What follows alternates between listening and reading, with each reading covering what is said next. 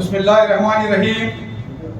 معزز سامعین کرام، آج آپ نے قرآن پاک کے 18ویں پارے کی تلاوت سماعت فرمائی، جس میں 3 صورتیں بیان کی گئی ہیں: سورۃ المومنون، سورۃ النور اور سورۃ الفرقان۔ سورۃ النور قرآن پاک کا 23واں سورہ ہے، جس میں 16 رکوع ہیں، 118 آیات ہیں، 1051 الفاظ ہیں اور 4354 حروف اس میں ہیں۔ رب ذوالجلال والاکرام نے سب سے پہلے مومن کی صفت بیان کی ہے کہ وہ اپنی نمازوں میں خشوع و خضوع اختیار کرتے ہیں، لغو اور فرسودہ باتوں سے گریز کرتے ہیں، زکوٰۃ پابندی سے ادا کرتے ہیں، اپنی شرمگاہوں کی حفاظت کرتے ہیں، امانت داری اور عہد و پیمان کا پاک لحاظ رکھتے ہیں، اپنی نمازوں کی حفاظت کرتے ہیں۔ یہی لوگ جنت الفردوس کے وارث ہیں۔ پھر تخلیق انسانی کے مختلف مراحل بیان کیے گئے ہیں، اللہ کی پیدا کردہ تخلیقات کا تذکرہ کیا گیا، پھر نوح علیہ السلام کا واقعہ بیان کیا گیا، جس کو آپ تفصیل سے پہلے سن چکے ہیں۔ قوم نوح کے سرداروں نے نوح کے خلاف لوگوں کو یہ کہہ کر اکسایا کہ کیا تمہیں معلوم ہے کہ نوح دعوی نبوت کے ذریعے تم پر فوقیت و برتری حاصل کرنا چاہتا ہے۔ اگر اللہ کو نبی بنانا مقصود ہوتا تو فرشتے کو بھیج دیتا۔ پھر ایک اور قوم کا تذکرہ کیا گیا، جس کے سرداروں اور خوشحال طبقے نے قوم سے کہا، یہ نبی تو تمہاری ہی طرح انسان ہے، اس کی بات کیسے مانو گے؟ تم کھاتے ہو، وہ بھی کھاتا ہے، تمہاری ہی طرح وہ چلتا پھرتا ہے، پھر اس کی خصوصیت کیا ہے؟ پھر ایک اور قوم کا تذکرہ کیا گیا، جس کے سرداروں نے اور خوشحال طبقے نے قوم سے کہا، یہ نبی تو تمہاری ہی طرح انسان ہے۔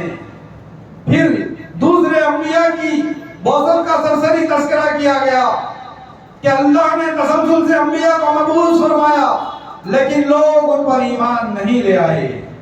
پھر موسیٰ علیہ السلام اور ان کی قوم کا تذکرہ کیا گیا ہے کہ اللہ نے موسیٰ و ہارون کو نبی بنا کر فرعون کے دربار میں بھیجا، اور جو سرکش لوگ تھے انہوں نے دعوت موسیٰ کا انکار کر دیا کہ انسان کی بات ہم نہیں مانیں گے، اور وہ لوگ جھٹلائے اور ہلاک ہو گئے۔ پھر عیسیٰ و مریم کی تعریف بیان کی گئی ہے کہ اللہ نے ان دونوں کو ایک نشانی بنایا گیا ہے، اور ان دونوں کو بلند، صاف ستھری، قرار والی، چشمہ والی زمین میں بنا دی۔ پھر رسول اکرم صلی اللہ علیہ وسلم کو حکم دیا گیا ہے کہ وہ پاک و صاف چیزیں کھائیں اور عمل صالح کریں، اللہ تمام اعمال سے واقف ہے۔ پھر امت محمدیہ کو تلقین کی گئی ہے کہ یہ امت ایک ہی امت ہے، لہذا خالص عبادت اللہ کی جائے اور اسی کا تقوی اختیار کیا جائے۔ جن لوگوں نے اس امت واحدہ کو ٹکڑے ٹکڑے کر دیا وہ نشے میں چور ہیں، انہیں ان کے حال پر چھوڑ دیں۔ ہرگز وہ اپنے کیے پر، ہر گروہ اپنے کیے پر خوش ہے۔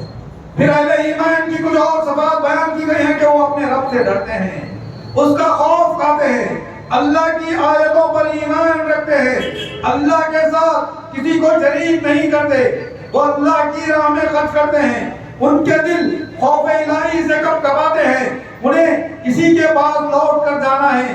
یہی وہ لوگ ہیں جو خیر و بھلائی کے کام میں جلدی کرتے ہیں۔ ہم کسی نفس کو اس کی طاقت سے زیادہ تکلیف نہیں دیتے، اور ہمارے پاس ایسی کتاب ہے جو حق کے ساتھ بولتی ہے، جن کے اوپر کچھ بھی ظلم نہ کیا جائے گا۔ پھر بتایا گیا کہ قوم کے کچھ حال لوگ اللہ کے عذاب کی لپٹ میں آ جاتے ہیں، کیونکہ ہماری آیتوں کا انکار کرتے ہیں، تکبر کرتے ہیں، جب حق آ جاتا ہے تو حق سے روگردانی کرتے ہیں۔ یہی وہ لوگ ہیں۔ پھر کفار کی جانب سے توحید باری تعالیٰ قائل ہونے کے دلائل دیے گئے ہیں کہ اگر آپ ان سے پوچھیں گے کہ یہ زمین اور اس کی ساری چیزیں کس نے پیدا کیا، ساتوں آسمانوں کو پیدا کرنے والی ذات کس کی ہے، کس کے ہاتھ میں قدرت ہے، اور کون سب سے بہترین پناہ دینے والا ہے، تو وہ کہیں گے اللہ، پھر وہ حق کا انکار کرتے ہیں۔ پھر رسول اکرم صلی اللہ علیہ وسلم کو دعائیں کرنے کا حکم دیا گیا ہے، اور حکم دیا گیا کہ کافروں کی اس برائی کو اچھے انداز میں دور کریں، اللہ سے دعا کریں کہ اے اللہ میں شیطان کے وسوسوں اور شر سے تیری پناہ میں آتا ہوں۔ پھر رب ذوالجلال والاکرام نے عالم برزخ کا تذکرہ کیا۔ دو چیزوں کے درمیان حجاب اور آڑ کو برزخ کہا جاتا ہے۔ دنیا کی زندگی اور آخرت کی زندگی کے درمیان جو وقفہ ہے اسے یہاں برزخ سے تعبیر کیا گیا ہے۔ پھر خبر دی گئی ہے کہ جب قیامت کے دن جب سور پھونکا جائے گا تو حسب و نسب اور آپسی ملاقاتیں سب ختم ہو جائیں گی، نفسا نفسی کا عالم ہوگا۔ جس کے نامہ اعمال وزنی ہوں گے وہی فلاح و کامیابی پائیں گے، اور جن کے نامہ اعمال ہلکے ہوں گے وہ نقصان اٹھانے والے ہوں گے اور جہنم میں دھوکے جائیں گے۔ پھر اہل ایمان کی تعریف کی گئی ہے جو ہمیشہ یہ دعا کرتے ہیں ربنا آمنا فاغفر لنا وارحمنا وانت خیر الراحمین۔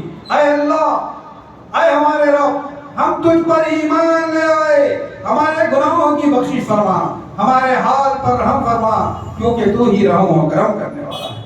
پھر بتایا گیا ہے کہ جو لوگ اللہ کو چھوڑ کر بنا دلیل کے معبود بنا لیے ہیں ان کا معاملہ ہم پر ہے کہ وہ فلاح و کامیاب نہیں ہوں گے۔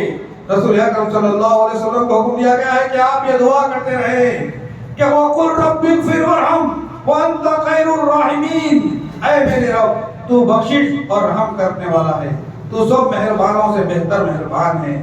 الحمدللہ یہاں سورۃ المومنون ختم ہوئی۔ پھر ہم نے سورۃ النور جو بندی سورت ہے جس میں 64 آیات ہیں، 9 رکوع ہیں، قرآن پاک کا 24واں سورہ ہے جس میں 1317 الفاظ، 5596 حروف ہیں۔ یہ رب ذوالجلال والاکرام نے اس سورت میں پردہ اور مسلمان عورتوں کی عفت و پاک دامنی کی حفاظت سے متعلق احکام و مسائل بیان کیے ہیں جو اسلامی سوسائٹی کا درہ امتیاز ہے۔ تمام مسلمان عورتوں کے لیے اس سورت کی تعلیم لازم ہے۔ پھر زنا کی حد بتائی گئی ہے کہ زنا کرنے والوں کو 100 کوڑے مارے جائیں گے اور ان کے ساتھ کسی بھی قسم کا رحم اور رعایت نہ کی جائے گی۔ یہ سزا برسر عام عوام الناس کے روبرو دی جائے گی۔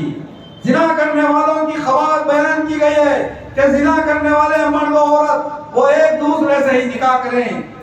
زانیوں سے نکاح مومنین کے لیے حرام کیا گیا ہے۔ مومنہ پاک دامن خواتین پر زنا کا الزام لگانے والوں کی سزا بیان کی گئی ہے کہ الزام لگانے والے 4 گواہ لائیں، ورنہ الزام کے جرم میں ملزمین پر 80 کوڑوں کی سزا نافذ کی جائے گی، اور کسی بھی معاملے میں ان کی گواہی ناقابل قبول ہوگی۔ ہاں انہیں غلطی کا احساس ہو جائے اور توبہ کر کے اپنی اصلاح کر لیں تو اللہ معاف کرنے والا ہے۔ پھر لعان کا حکم بتایا گیا ہے کہ اگر کوئی شوہر اپنی بیوی کے زنا کا چشمدید گواہ ہو تو اس کی گواہی 4 گواہوں کے برابر ہوگی۔ 4 مرتبہ قسم کھائیں کہ اللہ کی قسم میں سچا ہوں، اور 5ویں مرتبہ لعنت کرے کہ میری بیوی نے زنا کیا ہے، میں سچا ہوں ورنہ مجھ پر اللہ کی لعنت ہے۔ پھر بیوی اپنی صفائی میں قسم کھائے اور 5ویں مرتبہ کہے کہ میں جھوٹی ہوں تو اللہ کی لعنت مجھ پر ہو۔ پھر حضرت عائشہ پر لگائے گئے بہتان پر، جسے واقعہ افق کہا جاتا ہے، حقیقت بیان کی جا رہی ہے کہ اس میں اہل ایمان کو تعلیم دی گئی ہے۔ جن منافقین نے یہ الزام لگایا تھا ان کے لیے عذاب کی خبر دی گئی ہے، اور نبی اکرم صلی اللہ علیہ وسلم سے کہا گیا کہ اسے آپ برا نہ سمجھیں، اس میں آپ کے لیے خیر ہی خیر ہے۔ مومنین کو کہا گیا ہے کہ جب یہ الزام لگایا گیا تو اس کی تکذیب کیوں نہیں کی گئی؟ یہ کہنا چاہیے تھا کہ یہ جھوٹی بات ہے۔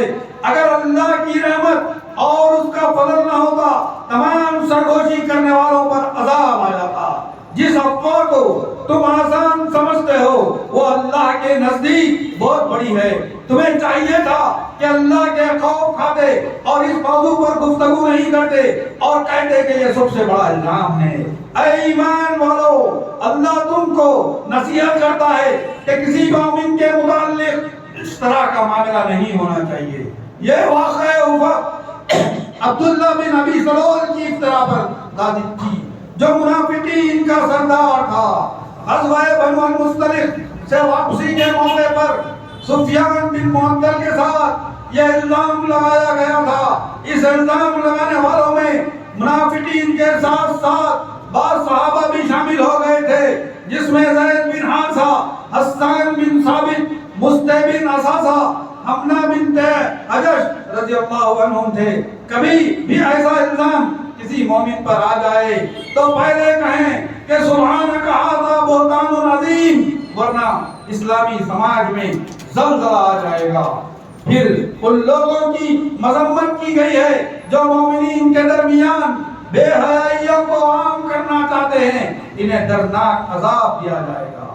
اہل ایمان کو حکم دیا گیا ہے کہ وہ شیطان کے فریب سے بچیں، کیونکہ شیطان برائیوں اور بے حیائیوں، منکر و فحش کا حکم دیتا ہے۔ اگر اللہ کا فضل نہ ہوتا تو کوئی بھی شیطان کے فریب سے محفوظ نہیں رہ سکتا۔ حکم دیا گیا ہے جو بزرگی اور کشادگی والے ہیں، انہیں اپنے قرابت داروں اور مسکینوں اور مہاجرین کو فی سبیل اللہ دینے سے قسم نہ کھا لینی چاہیے، بلکہ انہیں معاف کر دیں۔ کیا تم پسند نہیں کرتے کہ اللہ تعالیٰ تمہاری مغفرت فرما دے؟ یہ آیت دراصل ابو بکر صدیق رضی اللہ تعالیٰ عنہ کی شان میں نازل ہوئی، کیونکہ جب حضرت عائشہ سلام اللہ علیہا پر الزام لگانے والے صحابہ میں مستع بن اساسہ بھی تھے، جو ابو بکر کے خالازاد تھے، جن کی ساری پرورش بود و باش کی ذمہ داری ابو بکر ہی کی تھی۔ جب برات کی آیتیں نازل ہوئی تو ابو بکر نے مارے غصے کے کہا، قسم کھا لی کیا وہ ہرگز مدد نہیں کریں گے، نہ سرپرستی کریں گے۔ اس آیت کے نازل ہونے کے بعد ابو بکر مستع بن اساسہ کو ڈھونڈ کر واپس لے آئے۔ پھر ان لوگوں کی برائی بیان کی گئی ہے جو مومن عورتوں پر بہتان لگاتے ہیں، ان کے لیے دنیا و آخرت میں لعنت کے مستحق ہیں، اور آخرت میں بڑا عذاب دیا جائے گا، جس دن ان کی زبانیں، ہاتھ پاؤں ان کے خلاف گواہی دیں گے۔ پھر اہل ایمان کو تعلیم دی گئی ہے جب تم کسی قریبی مانوس کے گھر جائیں، جیسے رشتے ناتے دار، دوست احباب کے ہاں، تو پہلے انہیں سلام کرو، یہ تمہارے لیے بہتر ہے۔ بے دھڑک بنا اجازت ہرگز داخل نہ ہو جاؤ۔ اگر تم سے کہہ دیا جائے کہ واپس ہو جاؤ تو تم واپس ہو جاؤ، یہ تمہارے لیے بہتر ہے۔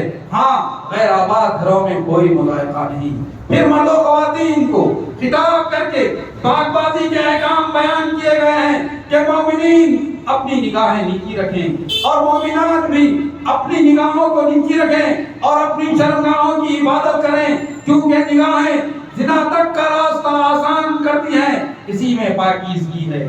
پھر مومنات کو حکم دیا گیا ہے کہ وہ بھی اپنی نگاہوں اور شرمگاہوں کی حفاظت کریں اور اپنی زینت کا کسی پر اظہار نہ کریں۔ ہاں، جو زینت ہاتھوں اور قدموں کی ظاہر ہو جائے کوئی مضائقہ نہیں۔ اپنی اوڑنیوں کو اپنے سر اور سینوں پر ڈالی رکھیں۔ اپنی زینت کا اظہار اپنے شوہر، والد، خسر، بھائی، اولاد، بھانجے، بھتیجے، خواتین، غلام، ایسے نوکر چاکر جنہیں شہوت نہ ہو، یا معصوم بچوں کے علاوہ کسی پر نہ کریں، اور کوئی بھی عورت اپنے قدموں پر پھٹک کر نہ چلے، ورنہ پازیب کی جھنکار محسوس ہو جائے گی۔ اے ایمان والو، تم سب اللہ کے دربار میں توبہ کرو، شاید کہ تم پر رحم کیا جائے۔ پھر حکم دیا گیا ہے کہ تم سے جو مرد و عورت بے نکاح ہوں ان کا نکاح کر دو، اسی طرح اپنے نیک بخت غلام لونڈیوں کا بھی نکاح کر دو۔ اگر وہ مفلس ہوں گے تو ان کو اللہ تعالیٰ اپنے فضل سے غنی بنا دے گا۔ رسول اکرم صلی اللہ علیہ وسلم نے نوجوانوں کو نکاح کرنے کی ترغیب دی اور نکاح میں تاخیر کرنے سے زمین میں بڑے فساد کی خبر سنائی۔